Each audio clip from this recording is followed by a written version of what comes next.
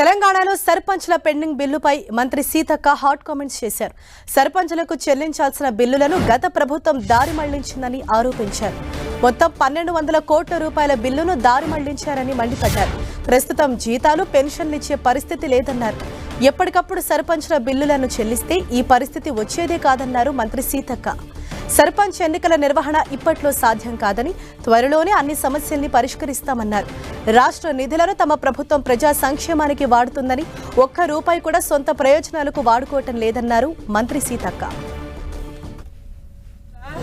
16 నెలల నుంచి మొత్తం దాదాపుగా 1200 కోట్ల పైగా గత ప్రభుత్వం బిల్లులన్నీ సైడ్ ట్రాక్ పట్టించింది, వాడుకున్నది వేరే దిక్కు వాడుతున్నది.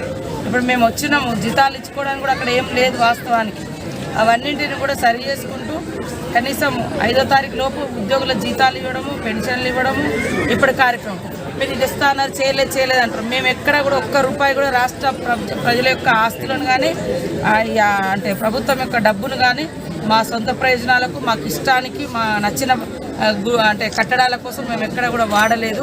మీరు చూస్తున్నారు, ప్రతి రూపాయి కూడా ప్రజా సంక్షేమం కోసమే వాడుతున్నాం.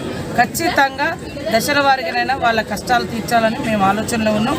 అనేక సందర్భాల్లో కూడా రివ్యూలలో కూడా చేస్తున్నాము. సర్పంచులకు రావాల్సినటువంటి ఏదైతే బిల్లులు ఉన్నాయో ఇస్తున్నాం. కానీ ఇలా వాళ్ళు మాట్లాడుతున్నారు, మేము రాగానే గొంతు విప్పుతాం. ఇదే గొంతు మేము అసెంబ్లీలో విప్పితే సర్పంచులకు ఒక్క రూపాయి ఇచ్చేది లేదని అన్నారు. మీకు తెలుసు.